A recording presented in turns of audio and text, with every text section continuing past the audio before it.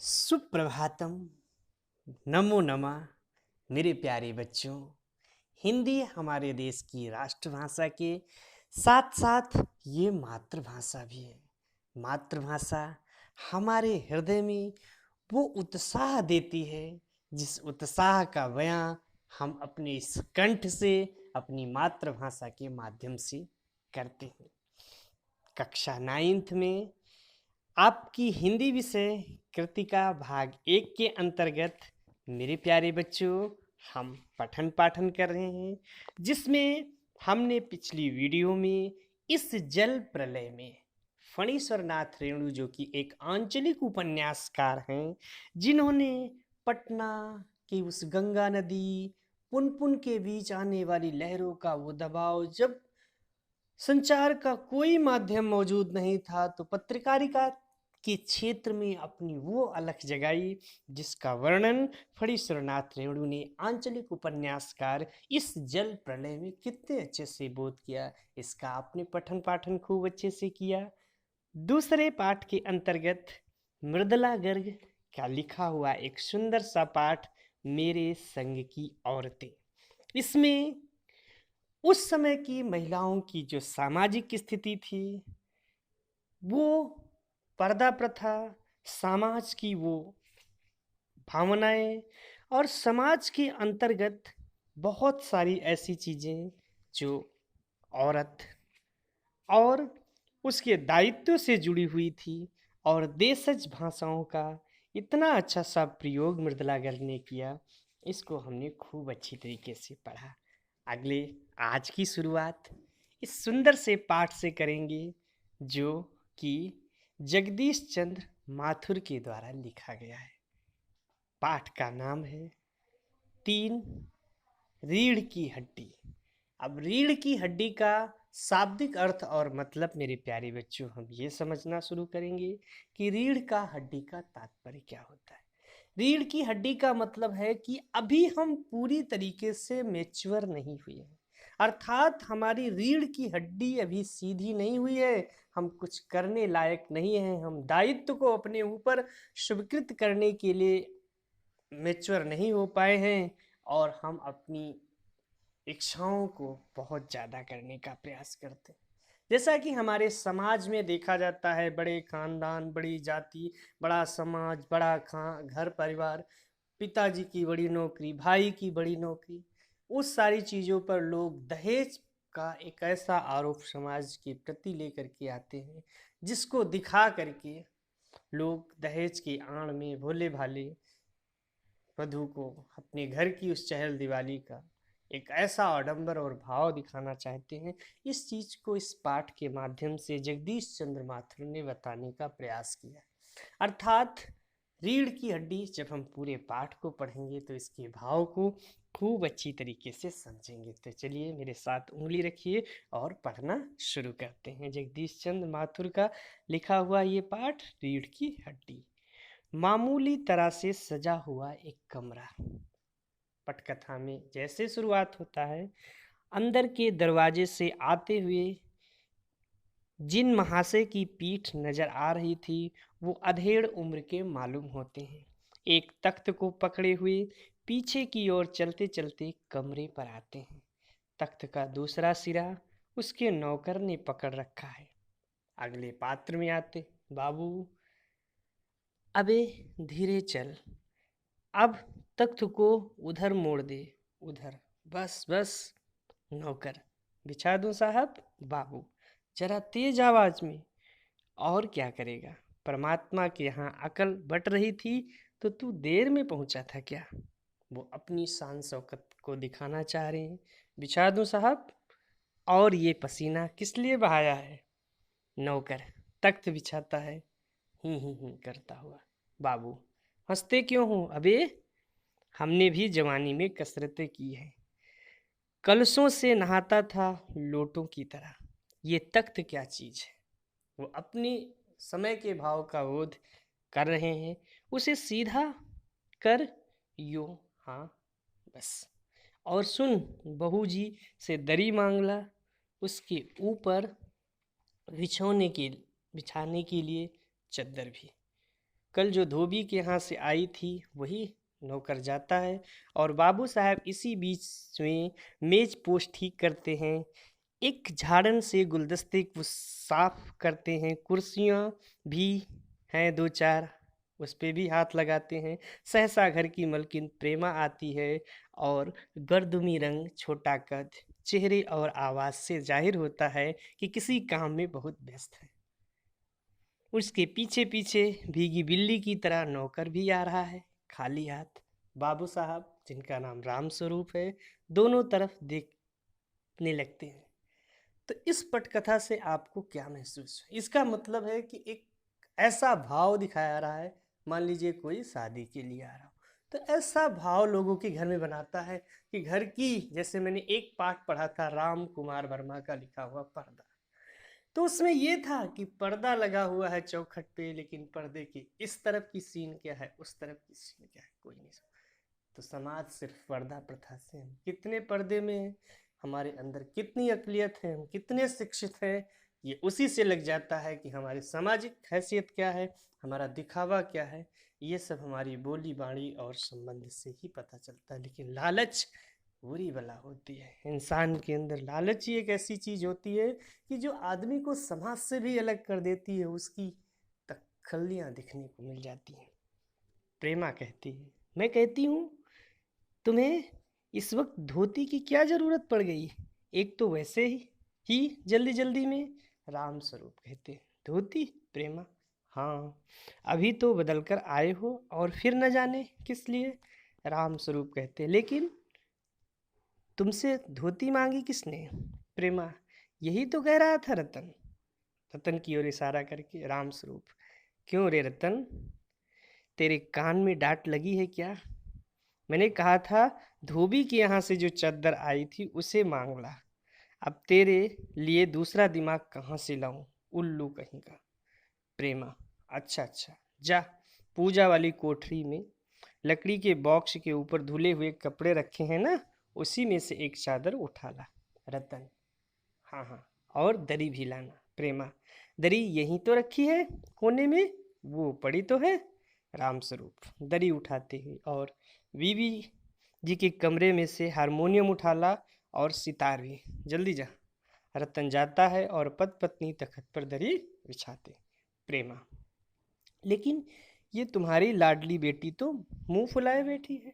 रामस्वरूप, मुंह फुलाए? और तुम उसकी माँ हो, किस मर्ज की दवा। जैसे जैसे करके तो वे लोग पकड़ में आए और अब तुम्हारी बेवकूफ़ी से सारा मेहनत बेकार जाए तो मुझे दोष मत देना। प्रेमा, तो मैं ही क्या करूं, सारा जतन करके तो हार गई। तुम्ही ने तो उसे पढ़ा लिखा करके इतना सिर चढ़ा रखा है, मेरी समझ में तो ये पढ़ाई लिखाई के जंजाल आते ही नहीं। अपना जमाना अच्छा था, आ ई पढ़ ली, गिनती सीख ली, और बहुत हुआ तो स्त्री सुबोधनी पढ़ ली। सच पूछो तो स्त्री सुबोधनी में ऐसी ऐसी बातें लिखी हैं, ऐसी बातें कि क्या तुम्हारी बीए एमए की पढ़ाई होगी। और आजकल के तो ये लक्षण ही अनोखे हैं। राम स्वरूप, ग्रामोफोन बाजा होता है ना? हाँ, प्रेमा करी, क्यों? राम स्वरूप, दो तरह का होता है, एक तो आदमी का बनाया हुआ और उसे एक बार चला करके जब चाहे तो रोक लो, और दूसरा परमात्मा का बनाया हुआ रिकॉर्ड, एक बार चढ़ा तो रुकने का नाम ही नहीं। प्रेमा, हटो भी, तुम्हें ठिठोली ही सूझती रहती है। ये तो होता नहीं कि उससे अपनी उमा को राह पे लाओ। अब देर ही कितनी रही है उन लोगों के आने में, अर्थात विवाह के लिए लोग लड़की देखने के लिए आ रहे हैं, उस भाव का बोध यहाँ पे रीढ़ की हड्डी में जगदीश चंद्र मास्टर कितने प्यारे भाव से दिखाने का प्रयास कर रहे हैं। राम स्वरूप, तो हुआ क्या? प्रेमा, तुम्ही ने तो कहा था कि जरा ठीक ठाक करके नीचे लाना। आजकल तो लड़की कितनी ही सुंदर क्या हो, लेकिन बिना टीम टाम के भला कौन पूछता है।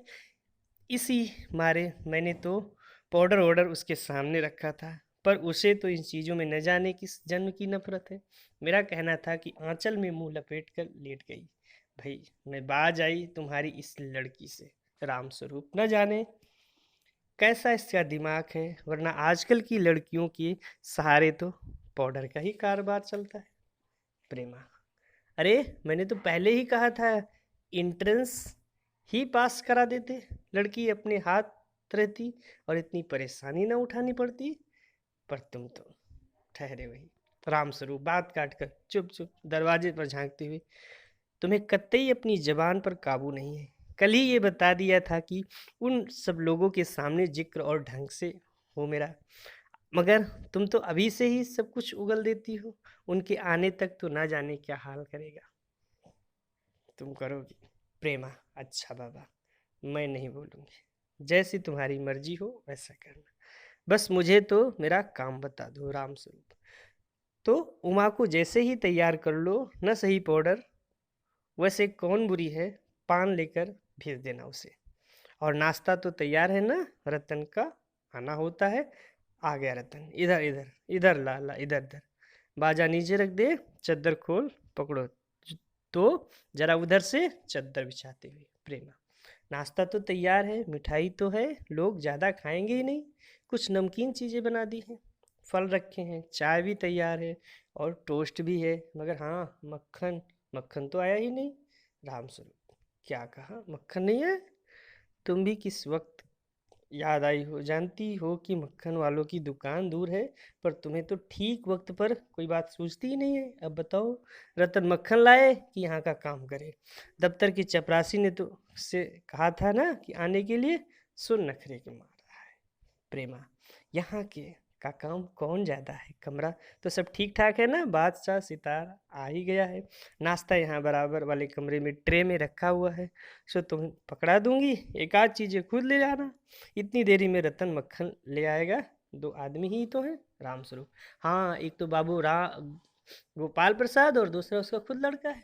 देखो, उमा से कह देना कि जरा करीने से आए, ये लोग जरा ऐसे ही हैं, गुस्सा तो मुझे बहुत आता है इनके दकियानूसी ख्यालों पर। खुद पढ़े लिखे हैं, वकील भी हैं, सभा सोसाइटी में जाते हैं, मगर लड़की चाहते हैं कि ज़्यादा ऐसी हो कि ज़्यादा पढ़ी लिखी ना हो।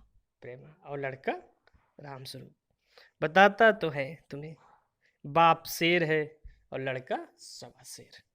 बीएससी के बाद लखनऊ में ही तो कहीं रहता है, पढ़ता है मेडिकल कॉलेज में, कहता है कि शादी का सवाल दूसरा है, तालीम का दूसरा है, क्या करूं मजबूरी है, मतलब अपना है, वरना इस लड़के को और उसके बाप को ऐसी कोरी कोरी सुनाओ कि वो भी लगे उनको। रतन, जो अब उस दरवाजे के पास चुपचाप खड़ा था, जल्दी जल्दी बाबूजी बाबूजी बाबूजी कह रहा है। रामस्वरूप, क्या है?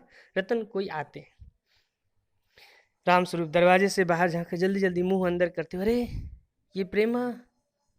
वो आ भी गए, नौकर पर नजर पड़ते ही, अरे तू यहीं खड़ी है बेवकूफ, गया नहीं मक्खन लाने? सब चौपट कर दिया, अभी उधर से नहीं अंदर के दरवाजे से जा। नौकर अंदर से दरवाजे से जाता है, और तुम जल्दी करो प्रेमा, उमा को समझा देना, थोड़ी सी थोड़ा सा गा देगी। प्रेमा जल्दी से अंदर की तरफ आती है और उसकी धोती जमीन पर रखे हुए बाजे से अटक जाती। प्रेमा, ओह ये बाजा यह नीचे ही रख दिया कम वक्त।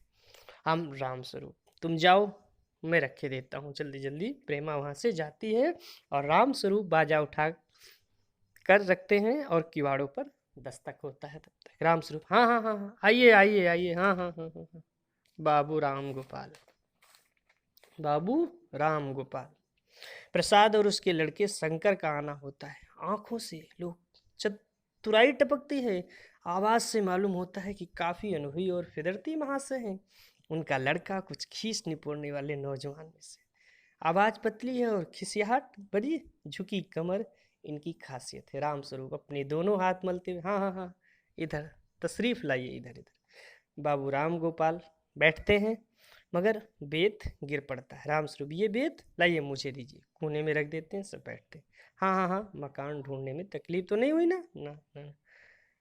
गोपाल प्रसाद खखार कर, नहीं नहीं, तांगे वाला जानता था, और फिर हमें तो यहाँ आना ही था, रास्ता मिलता कैसे नहीं। राम गोपाल, राम स्वरूप, हाँ हाँ हाँ हाँ, ये तो आपकी बड़ी मेहरबानी है, मैंने आपको तकलीफ तो नहीं दी ना? नहीं। गोपाल प्रसाद, नहीं, अरे नहीं साहब, जैसा मेरा काम वैसा आपका काम, आखिर लड़के की शादी तो करनी है, बल्कि वो कहिए कि मैंने आपके लिए खासी परेशानी कर दी। रामस्वरूप, हाँ हाँ हाँ, ये लीजिए, अब तो मुझे कांटों में घसीटने लगे। हम तो आपसे हाँ हाँ सेवक ही हैं, हाँ हाँ हाँ। थोड़ी देर बाद लड़कों की और मुक्तबिक होकर, हाँ और कहिए शंकर बाबू, कितने दिनों की छुट्टी है? शंकर जी, कॉलेज की तो ही छुट्टी नहीं है, वीकेंड में मैं चल रहा हूँ राम स्वरूप। आपके कोर्स खत्म होने के में तो अब साल भर रह गया हो गया? शंकर जी हाँ, यही कोई साल 2 साल। राम स्वरूप साल 2 साल, हाँ हाँ हाँ। शंकर कह रहा है जी, एक आध साल का मार्जिन रहता है। गोपाल प्रसाद, बात यह है कि साहब कि ये शंकर एक साल बीमार हो गया था। क्या बताएं, कुछ लोगों को इसकी उम्र में सारी बीमारियां सताती रहती। एक हमारा ज़माना था कि स्कूल में से आकर के दर्जनों कचौड़ियाँ उड़ा जाते थे, मगर फिर जो खाने खाने बैठते थे तो वैसी की वैसी पूरी भूख रहती थी। राम स्वरूप, कचौड़ियाँ भी तो उस ज़माने में पैसे की तो दो आती थी ना? गोपाल प्रसाद जनाब, ये हाल था कि 4 पैसे में ढेर सी भलाई आती थी, और अकेले दो आने की हजम करने की ताकत थी अकेले। और अब तो बहुत तेरे खेल वगैरह भी हो गए हैं स्कूल में। अब ना तो कोई वॉलीबॉल जानता है, ना कोई टेनिस, ना कोई बैडमिंटन, बस कोई हॉकी या क्रिकेट कुछ लोग खेला करते हैं, मगर मजाल कि कोई कह जाए कि ये लड़का कमज़ोर है। शंकर और रामस्वरूप खींचने पड़ते हैं। रामस्वरूप जी हाँ जी हाँ जी, उस जमाने की बात ही दूसरी थी। हाँ हाँ हाँ। गोपाल प्रसाद जोशीली आवाज़ में, और पढ़ाई का ये हाल था कि एक बार कुर्सी पर बैठे कि 12 घंटे की सीटिंग हो गई। अरे 12 घंटे? जनाब मैं सच कहता हूँ कि उस जमाने का मैट्रिक भी ये अंग्रेजी लिखता था फर्राटे की, कि आजकल के एमए भी उसका मुकाबला नहीं कर सकते थे। रामस्वरूप जी हाँ जी हाँ, ये तो है ही। गोपाल प्रसाद, माफ कीजिएगा बाबू रामस्वरूप, उस जमाने की जब याद आती है तो अपने को जब्त करना मुश्किल हो जाता है। रामस्वरूप हाँ हाँ हाँ जी हाँ, ये तो रंगीन जमाना है, रंगीन जमाना, हाँ हाँ। शंकर भी यही कहता है, हाँ हाँ करता है। गोपाल प्रसाद एक साथ अपनी आवाज़ और तरीका बदलते हुए, अच्छा तो साहब बिजनेस की बात की जाए। गुड। राम स्वरूप चौक कर बिजनेस, बिज यस समझकर, ओह अच्छा अच्छा, लेकिन जरा नाश्ता तो कर लीजिए, उठते हैं। गोपाल प्रसाद, ये सब आप क्या तकलीफ करते हो? रामस्वरूप हाँ हाँ हाँ, तकलीफ किस बात की है? हाँ हाँ, ये तो मेरी बड़ी तकलीफ है कि आप मेरे लिए तशरीफ़ लाए, वरना मैं किस काबिल का हूँ। हाँ हाँ, माफ़ कीजिए, जरा जरा अब अभी हाजिर हुआ। अंदर जाते हैं गोपाल प्रसाद थोड़ी देर बाद दबी आवाज़ में, आदमी तो भला है, मकान मकान से हैसियत में भी बुरी मालूम नहीं होती, पता चले लड़की कैसी है। शंकर जी जी हाँ हाँ, कुछ खखार कर इधर उधर देखते हैं। गोपाल प्रसाद, क्यों क्या हुआ? शंकर कुछ नहीं। गोपाल प्रसाद झुक कर, क्यों बैठते हो? ब्याह तय करने आए हो ना? कमर सीधी करके बैठो। तुम्हारे दोस्त ठीक कहते हैं कि शंकर को बैकबोन मनी इतने में राम स्वरूप आते हैं और हाथ में चाय की ट्रे लिए हुए मेज पर रख देते हैं। यहीं इसका टॉपिक निर्धारित हो जाता है। बैकबोन मतलब, अरे अपनी एबिलिटी को मजबूत करो, अपनी स्टेटस को मजबूत करो। बैकबोन मतलब अपनी रीढ़ की हड्डी को सीधा करो। आखिर गोपाल प्रसाद, आखिर आप माने नहीं? रामस्वरूप चाय प्याले में डालते हो, हाँ हाँ हाँ। आपको विलायती चाय पसंद है ना, या हिंदुस्तानी? गोपाल प्रसाद, नहीं नहीं नहीं साहब, मुझे आधा दूध और आधी चाय दीजिए, और ज़रा चीनी डाल दीजिएगा। मुझे तो भाई ये कोई नया फैशन पसंद नहीं है। एक तो वैसे भी चाय में पानी काफ़ी होता है, और फिर चीनी भी नाम के लिए डाली जाती है, तो जायका क्या रहेगा? रामस्वरूप हाँ हाँ, कहने की तो यही सही बात है। प्याला पकड़ते हुए शंकर, खखार कर, सुना है सरकार अब ज़्यादा चीनी लेने वाले ऊपर टैक्स लगाएगी। गोपाल प्रसाद चाय पीते हुए, हाँ सरकार जो चाहे सो कर ले, पर अगर आमदनी करनी है तो सरकार को बस एक तो टैक्स ही लगाना चाहिए। रामस्वरूप शंकर को प्याला पकड़ाते हुए, ये क्या? गोपाल प्रसाद, खूबसूरती पर टैक्स? रामस्वरूप और शंकर हंस पड़ते हैं, मजाक नहीं साहब, ये ऐसा टैक्स है कि जनाब कि देने वाले चूँ भी नहीं करेंगे। बस शर्त ये है कि हर एक औरत पर यह छोड़ दिया जाए कि वो अपनी खूबसूरती के स्टैंडर्ड के माफिक अपने ऊपर टैक्स कर ले, फिर देखिए सरकार की कैसी आमदनी बढ़ जाएगी। रामस्वरूप जोर से हंसते, वाह वाह, खूब सोचा आपने, वाकई आजकल ये खूबसूरती का सवाल भी बेढंग हो गया। हम लोगों के ज़माने में तो कभी उठता ही नहीं था तस्तीफ। गोपाल प्रसाद की तरफ बढ़ाते हुए, लीजिए। गोपाल प्रसाद समोसा उठाते हुए, कभी नहीं साहब, कभी नहीं। राम स्वरूप शंकर की तरफ मुख्तबी करते हुए, आपका क्या ख्याल है शंकर बाबू? शंकर, कोई किस मामले में? राम स्वरूप, ये कि शादी तय करने में खूबसूरती का हिस्सा कितना होना चाहिए। गोपाल प्रसाद बीच में ही, ये बात दूसरी है बाबू राम स्वरूप, मैंने आपसे पहले भी कहा था कि लड़की का खूबसूरत होना निहायत ज़रूरी है, कैसे भी हो, चाहे पाउडर वगैरह भी लगाए, चाहे वैसे ही बात ये है कि हम आप मान भी जाएंगे मगर घर की औरत तो राजी ही नहीं होगी। आपकी लड़की तो ठीक है। राम स्वरूप जी हाँ, जी हाँ। ये तो अभी आप देख ही लीजिएगा गोपाल प्रसाद, देखना क्या है। अब जब इतनी बातचीत हो चुकी है तो ये भी रस्म ही समझिए। राम स्वरूप हाँ हाँ, ये तो आपके ऊपर भारी एहसान है। हाँ गोपाल प्रसाद, और जायचा यानी जन्म पत्री तो मिला ही ली जाएगी। मिला लिया होगा। रामस्वरूप जी हाँ, जायचे को मिलाना क्या मुश्किल बात है। ठाकुर जी के चरणों में रख दिया, बस खुद भी खुद मिला लीजिए समझिए। गोपाल प्रसाद ये ठीक कहा आपसे, बिल्कुल ठीक। थोड़ी देर रुकना है, लेकिन हाँ, ये जो मेरे कानों में भनक पड़ी है ये तो गलत है ना। रामस्वरूप चौंक कर, क्या गोपाल प्रसाद, ये पढ़ाई लिखाई के बारे में? जी हाँ, साफ बात है साहब, हमें ज़्यादा पढ़ी लिखी लड़की नहीं चाहिए। मेम साहब तो रखनी नहीं है, कौन भुगतेगा उनके नखरों को। बस हद से हद मैट्रिक पास होनी चाहिए। क्यों शंकर? शंकर जी हाँ, कोई नौकरी थोड़ी करवानी है। रामस्वरूप नौकरी का तो कोई सवाल ही नहीं उठता है गोपाल प्रसाद। और क्या साहब, देखिए कुछ लोग मुझसे कहते हैं कि जब आपने अपने लड़के को बीए एमए तक पढ़ाया है तब उसकी बहू भी ग्रेजुएट लीजिए। भला पूछिए कि शक्ल के ठेकेदार से कि क्या लड़कों की पढ़ाई और लड़कियों की पढ़ाई एक बात है? अरे मर्दों का काम तो है ना ही पढ़ना और काबिल होना। अगर औरत भी वही करने लगेगी तो अंग्रेजी अखबार पढ़ने लगेगी और पॉलिटिक्स वगैरह पर बहस करने लगेगी, तब तो हो चुकी गृहस्थी जनाब। मोर के पंख होते हैं, मोरनी के नहीं। वाह। शेर के बाल होते हैं और शेरनी के नहीं। वाह क्या बात है राम स्वरूप। जी हाँ, और मर्द की दाढ़ी होती है, औरत की हाँ हाँ हाँ। शंकर भी हंसता है मगर गोपाल प्रसाद गंभीर हो जाते हैं। गोपाल प्रसाद हाँ हाँ, ये भी सही है। कहने का मतलब ये है कि कुछ बातें दुनिया में ऐसी होती है जो सिर्फ मर्दों के लिए होती है, और ऊंची तालीम में भी ऐसी चीज़ों में से एक है। रामस्वरूप शंकर से चाय और लीजिए। शंकर धन्यवाद, पी चुका। रामस्वरूप गोपाल प्रसाद से, आप गोपाल प्रसाद बस साहब अब तो खत्म ही कीजिए। रामस्वरूप आपसे तो कुछ खाया ही नहीं गया, चाय के साथ टोस्ट नहीं थे, क्या बनाए? ये मक्खन। गोपाल प्रसाद नाश्ता ही तो करना था साहब, कोई पेट थोड़ी भरना था। और फिर टोस्ट वोस्ट में तो फिर खाना भी नहीं है। राम स्वरूप हाँ हाँ हाँ, मेज को एक तरफ सरका देते हैं और फिर अंदर के दरवाजों की तरफ मुंह कर जोर जोर से, और जरा पान भिजवा देना। सिगरेट मंगवाऊं? गोपाल नहीं नहीं नहीं जी, पान की तस्तरी हाथों में लिए उमा आती है, सादगी के कपड़े, गर्दन झुकी हुई। बापू गोपाल प्रसाद आंखें गड़ा करके और शंकर आंखें छिपा करके उसे ताक रहे हैं। ये एक शालीनता का परिचय उधर से मिलता है, लेकिन इधर का भाव क्या है? रामस्वरूप हाँ हाँ यही है।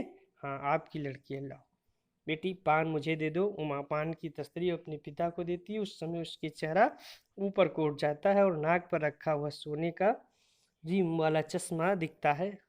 बाप, बेटा चौंक उठता है। गोपाल प्रसाद और शंकर एक साथ, चश्मा? रामस्वरूप जरा सक पकड़, जी हाँ, ये तो वो पिछले महीने उसकी आंख दुखनी आ गई थी, सो कुछ दिनों के लिए चश्मा लगाना पड़ा। गोपाल प्रसाद पढ़ाई वगैरह की वजह से तो नहीं है ना कुछ? राम स्वरूप नहीं साहब, वो तो मैंने अर्ज किया है ना। गोपाल प्रसाद हाँ संतुष्ट होकर कुछ कोमल स्वर में, बैठो बेटी बैठो बैठो। राम स्वरूप वहाँ बैठ जाओ उमा, उस तख्त पर अपने वाजे वाजे के पास। उमा बैठती है। गोपाल प्रसाद चाल में तो कुछ खराबी है नहीं, चेहरे पर भी छवि है। हाँ कुछ गाना बजाना सीखा है? राम स्वरूप जी हाँ, सितार भी है और बाजा भी है। सुनाओ तो एक उमा, एक आध गीत सितार के साथ।